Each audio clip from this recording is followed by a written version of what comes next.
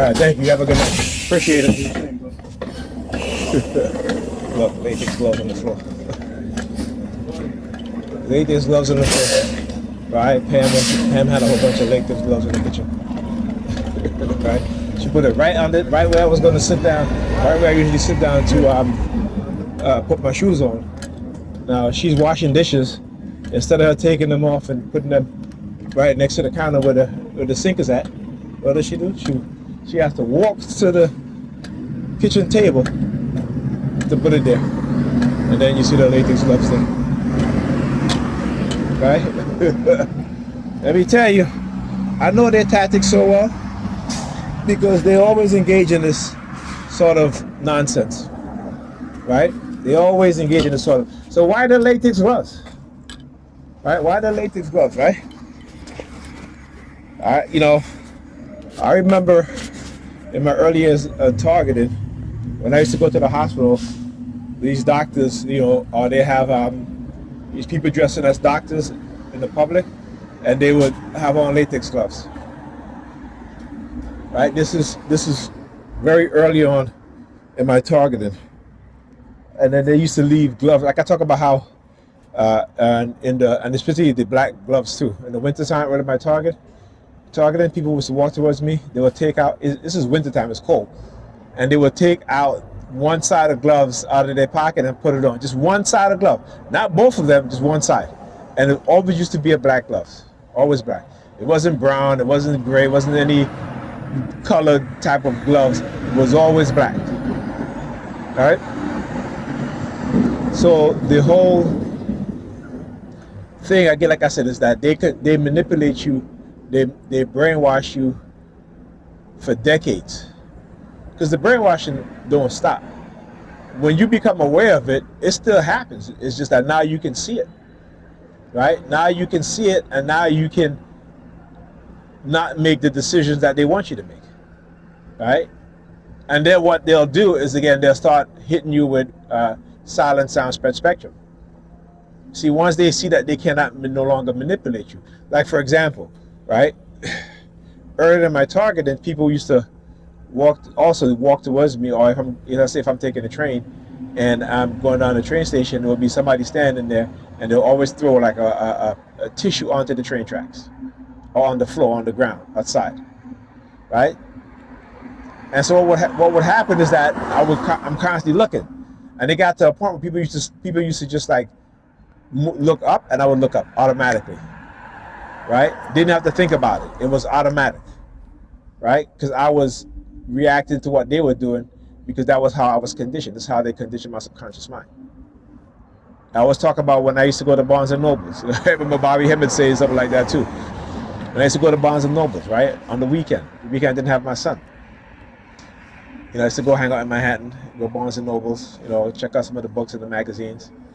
And every time I go there, this was Barnes and Nobles on 14th Street, Union Square, there'd always be two white guys. Now, my targeting first began with white people targeting me. Okay, I want you to understand that when I talk about leaving work, and they had a white supremacist on the corner, doesn't matter which direction I was going to, they always had one, whether I'm going east or going west. Right? It was always white supremacists at the corner, skinheads, wearing the army jacket with the Confederate flag on the back, army boots, head shaven, that sort of thing, right? So, again, many people don't want to understand what it is that they do to us. And particularly, like I said, at the time, I had no idea. My family had no idea until, like I said, well, my aunt told me. My aunt was like, maybe, well, this is when I was going to court for, no, I think I had already, this was probably around 2005, 2006. I used to go to a church in the city. I used to take my son with me. And my aunt used to go to that same church. She had invited me to that church, right? And I ended up meeting a high school friend that you passed. This girl I had from high school, number 32. Oh no, I may say number 32, right? And I met her, and we were talking, and she just started talking to me about her whole life and everything like that. And at the time, I didn't think anything of it. You know what I'm saying? I didn't think anything of it at all.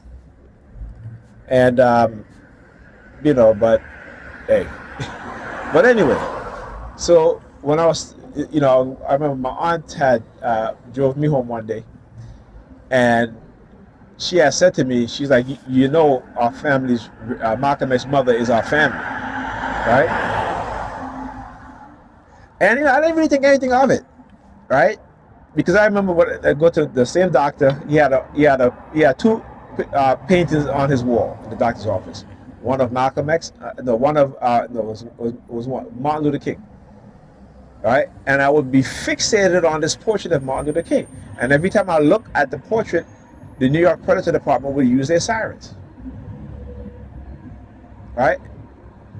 Every time I go doing research on Black revolutionary figures, they would use their sirens to try to deter me from reading about Malcolm X, Martin Luther King, all these other Black revolutionary figures, right? The Black Panther movement, stuff like that, always using their sirens.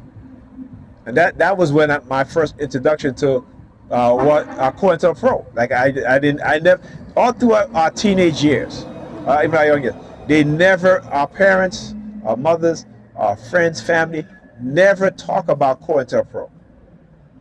How could people in America, Black people in America, knew about COINTELPRO and not talk about it to their young children, even to each other? And those that were talking about it, they were being attacked and they didn't even know, right? Psychological warfare. In the book, it's called Drugs as a Weapon Against Us, right? The author touched on, who was it? Huey P. Newton. And how the U.S. government engaged in that's all of them, engaged in psychological warfare, but they specifically mentioned Huey P. Newton. Why? Because of what happened to him. When you look at the founding Black Panther Party members, right? Or even if you look at Stokely Carmichael's, right? Or Kwame Ture, right? And I watch speeches that he gives, and you can clearly see that they have waged psychological warfare on him, right? And then finally, because again, this is what they'll do, they'll hire some Negropean, some homeless person, what have you, to take us to take them out, right? If the cops can't do it, they will get somebody in the community, homeless people. They try to do with me. Whenever they send me like these death threats, there'll always be homeless people around me, right? Using them as a tool, as to threaten me, right? So we need to understand what's going on, like I said. And because again, what they've done is once they remove the black men out of the house in America, the black fathers out of the house, they knew what was going to happen to young boys and girls, young black boys and girls. They knew it. They knew. Here's the thing. We didn't know. When you look at black scholars who are trying to teach the truth, what happened? They all die, broke and poor.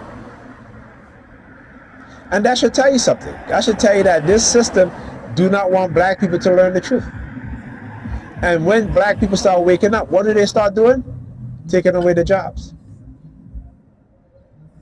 You got to see the tactics. It is wide and it is far, right? It is insidious. It is evil, right? These people, these white supremacists have spent decades sabotaging black people to never become economically sufficient within our groups of people, right? So therefore, we have to always go to them for the jobs, right? And you look at BET. Bob Johnson, he sold BET. Why? If he had held on because he wanted to become the first billionaire, so becoming the first black billionaire was more important to him than holding on and building a legacy, and he could have become a multi-billionaire. Now look at BET. Nobody talks about BET anymore. Why? Because who did he give it to? Who did he sell it to? White corporation. That sole intention was to degrade and to keep degrading black people. When they talk about black culture as toxic, that's not black culture. That's what they create the negative aspect within the black community and within black people and call it black culture. Who is calling it black culture? That, to me, that's not black culture, right? Even though the majority of hip hop artists are black, that's not black culture. That's hip hop culture. But they'll take hip hop culture and make it as black culture. Black people are multifaceted. They're not a monolithic group. We are not a monolithic group. Just as Europeans, white people are not a monolithic group. Okay? But when it comes to black people, right, somehow because a certain genre within black music is toxic, right? Even though when we were younger, we enjoyed the songs, we sing to the songs. Sometimes some of these songs, you know, it affects us. Okay, it affects us. Right? So when I say that, understand that when black culture is negative, it is created by white supremacists. You look at the music, how they got rid of the positive conscious music, right? I'm saying, just you go back and listen to music from the 80s and early 90s. You would see you had so many different artists, right? Some of them were, particularly coming towards the 1990s, NWA, but you had KRS-One, you had LL Cool J, you had all these other different rappers, Salt and Pepper, all this, and they were not so vocal about the violence in their music. But then that was what you were always hearing. Then they move on to the what Suge Knight would say, the shiny shoes era, right? Puff Daddy. These people, you have very talented black people. Now imagine if you had black investors invested in their own people, then reshape the music. But the people who are writing you a check is going to shape the music. They're going to tell you which record they want to release. We've heard rappers say that, I didn't want to release that as my first single. I want to release this, but the record label was like, no, it's better to release that, right? So imagine if you have black people. When other people, like I said, when other people control all the resources in the community that you live in, as a black person, you don't control your life. Right? Where do you go?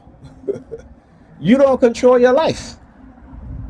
You don't control the outcome of your life. Now you have these nigga peers who that God this and God that or what have you. Very few of them are successful, right? Because again, you got to understand, in America, you have 50 million black people. Okay? I tell my son this all the time. I said, don't be manipulated by what they show you on social media and on television.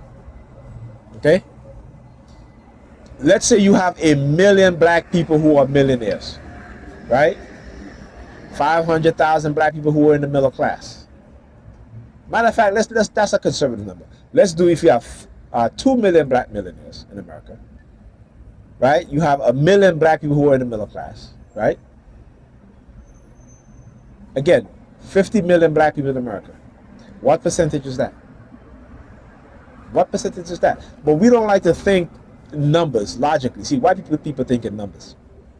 If you go and you read the book, The Iceman Inheritance by Michael Bradley. All right, go get the latest edition with the forward by John Henry Clark. Go and read that book for you to have some understanding of white European mindset. And again, I'm not classifying them as some different species of people, different races of people, right? They're not. How could they be a different race of people when they come from us? How could the Chinese be a different race of people when they come from us? The only thing that happened to them was what is called environmental adaptation. But you go and look at the Khorasan people, who are the oldest, one of the oldest living people on this planet, older than the Japanese, the Chinese, the Koreans. And guess what? Your people will say, "Oh, you look Asian, you look Chinese, you look no." The Japanese, the Chinese look like them. But you see how they flip it, right? Go and read the what's the book called? The It's a book on Europe, right? This is an old book that was written in the 1800s, right? That talk about the different tribes of Europe, right? And they tell you that in the Druids in Ireland, black, the Vikings, black, the original Vikings, black. But Hollywood gives us imagery is so important that what we see in the movies and on television, we associate it with whatever it is that they want us to believe. But you had historians, anthropologists, 200-300 years ago,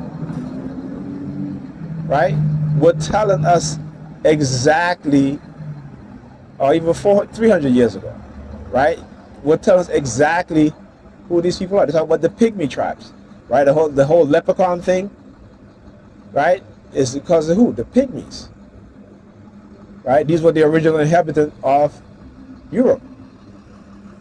Black. Environmental adaptation, genetic mutation, right? You have black people who are albinos being born in that region, right? Also, this is why you have ever see white albinos? Right? That genetic trait comes from black people, black women and men. Okay? You go and read Benjamin Franklin. I forgot the title of the document, but he talks about the other races in Europe being Swati, meaning black, brown skin. So what happened? What happened? Go and read about Oliver Cromwell. Oliver Cromwell was a British aristocrat who, along with the Catholic Church, right, drove black people out of Europe during the 14th, 15th century. Right before, the 14th century, the 15th century, right in the 1400s, right before the Vatican decreed that white Europeans can go to other lands and can enslave people from other lands because they don't believe in Christianity, don't believe in Christ. Right? And when they went into Africa, they met some tribe who never heard about Christ. But they also found Christian nations in Africa. And they still enslaved them. Come on now. I gotta know history.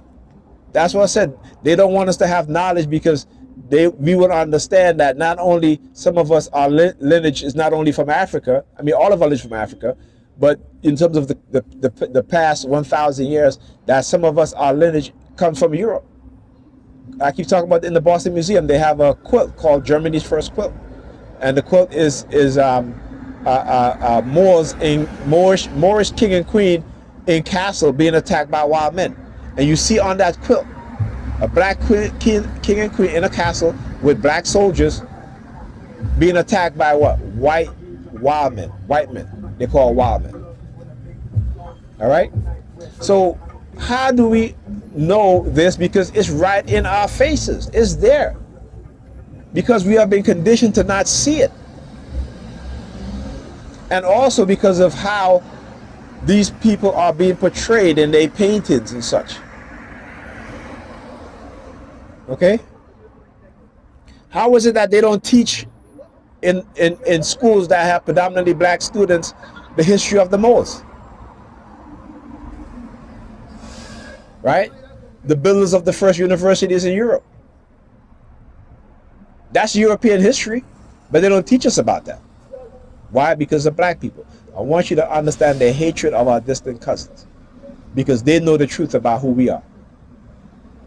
Right? And because, again, their mindset and how they survive, how black people survive in harsh climate, and adapted to that climate over thousands of years to produce what we call today the Caucasian people.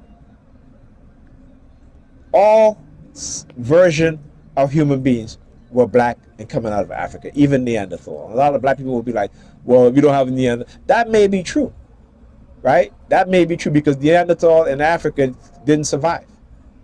But they survived longer in Europe, right? But during the last ice age, they'll tell you when Homo sapiens left out of Africa and go into Europe, they got caught up in the last ice age, right? And so it became very hard for them to survive. So they turned to cannibalism. They turned to manipulating each other. This is why Europeans today are the masters of manipulation. This is why they lie. It is part, and they love to talk about epigenetics and mental illness being hereditary. Let's talk about their mental illness, right? Because again, the people that came here from Britain, France, whatever, these were not the smart people. These were the mentally ill. These were the criminals. These were the vagabonds. These were the homeless that they kidnapped off the street, off of Europe, and shipped them over here. So like I said, is a reason why they can do what they do to us as a people and to each other also. Because it is who they naturally are. It doesn't mean that they cannot overcome that, because some of them do. But most of them, if given the opportunity, they will put us back into slavery again. They have not evolved in that way when it comes to morality. But they want to preach morality to us. We should not be taking any moral lesson from white people. Understand that. When they lie about everything. And again, I'm not talking about every single white person. Right? But because they themselves were lied to, they believe in the lie. That's why I say they lie about everything. Just as how black people believe in a lie, and when they speak that lie, they're lying. Because they don't know the truth. We all lie. Okay? Some lies are bigger than others, but it's still a lie. Right? No one is perfect from no one, even your Christ. Because you claim Christ says that he is the Christ. Saying that many will come in his name, saying that he is that they are the Christ. No, that's a lie. He said many will come in my name saying that he is the Christ. Jesus is the Christ, but he's not. All right? He was not the Christ. He was, let's put it like this. He was not the person the Romans created him to be. Okay? Look, there's a bus coming the red hoodie. They want me to get angry. Listen, I'll get angry when it's necessary. All right? Other than that, I'm going to be cool and I'll be calm.